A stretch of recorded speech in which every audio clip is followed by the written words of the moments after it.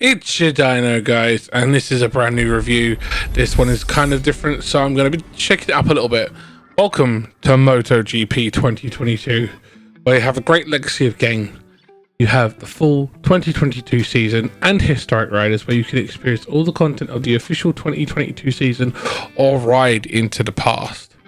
You can have a managerial career where you can create your own team and manage every aspect of it.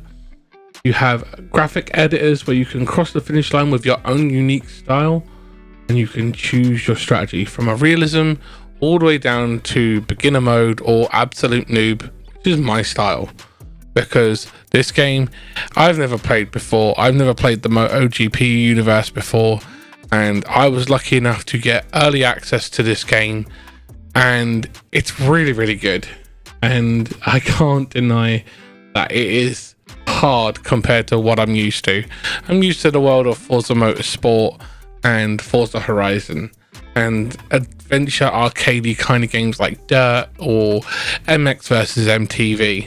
So to jump into this was kind of different, but it has so much to offer, and it may be a game that I go back to and try again and again to create something that I might be able to enjoy, because this game is not for the faint of heart.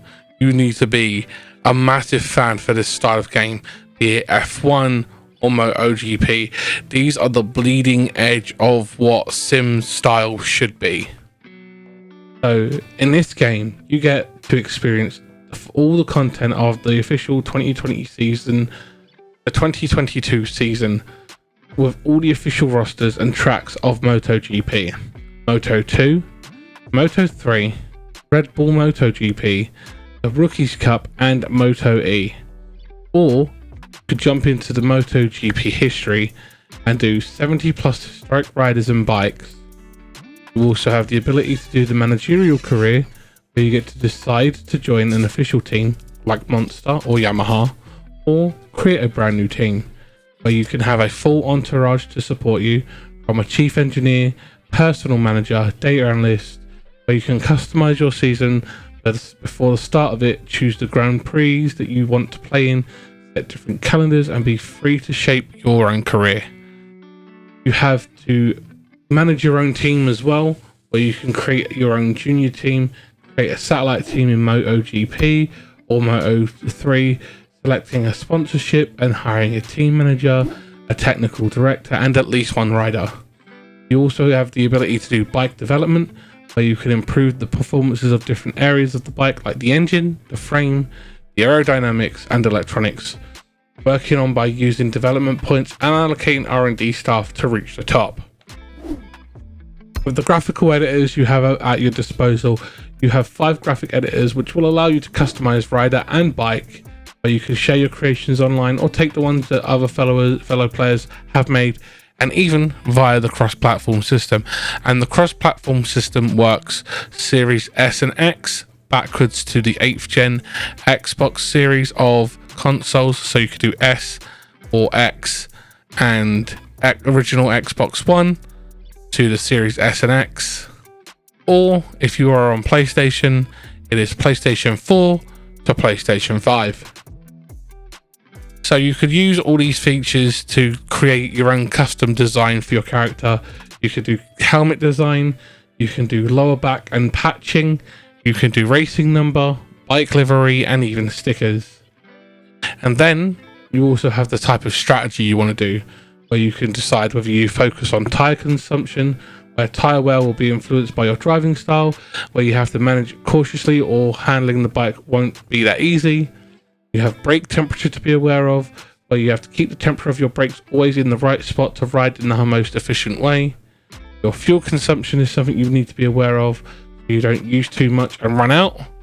And you also have this really cool system that they've added in called the ANA, the AI system based on machine learning, which will improve the race against the most challenging competitors, and if they fall, they'll have to get up and go back on their bike as fast as they can. Actually a really cool system. I've seen it in work, and it's very good.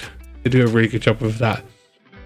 However, in advancing to new heights, they've done the season 2009, which is a brand new mode to relive one of the most incredible years in MotoGP, where you can take part in playing as the amazing famous players of the 2009 season, and you need to do all the challenges that are laid out in that mode to get involved, where you can do all these unique things, where you can learn to become a legend in the tutorial mode, where you can do the analysis system to make sure that you can improve the way you ride and drive in the game.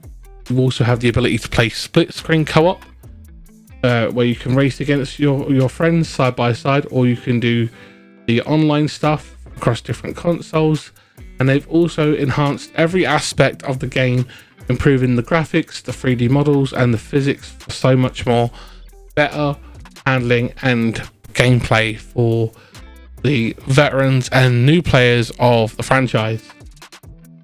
So in this 2009 season, it will outline all the cool things that happened in the 2009 series, where Valentino Rossi just did amazing. It's got some really cool videos that explain the history of the 2009 season and the trials and tribulations that Valentino Rossi and other pole position winners of that season did, and how they came out, and the challenges that they undertook. And you then have to step into them as that role within that challenge and perform certain feats.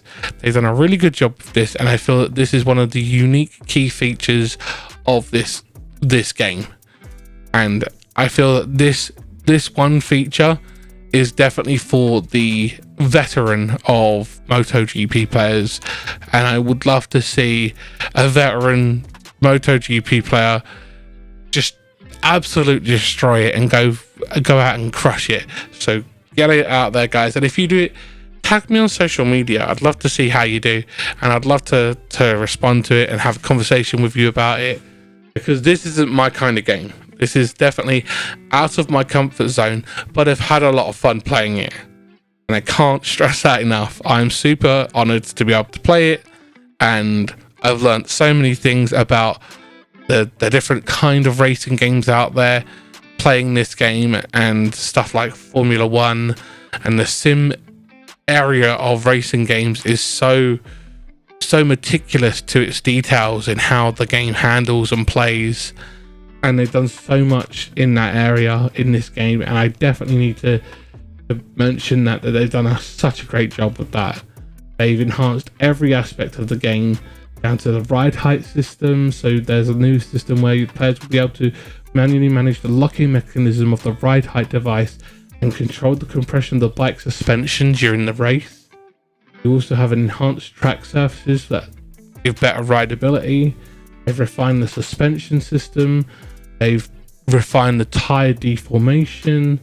They've done so much to this game, and I cannot express it outside of saying, if you've never played one of these games before, you're missing out on an experience.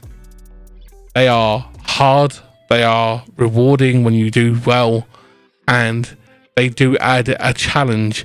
Now, I'm lucky enough to have been given a copy, but I can't say that this is a game for everyone, because it's not. If you are a person who likes motorbikes and you like racing, then this is for you. But if you do have a difference of opinion, please sound off in the comments. I'd love to hear what you have to say. I feel that as a person who's never played these games but has watched them be played, this one does look head and shoulders above the rest. They have done so much to improve it, and I feel that this one will surprise a lot of people.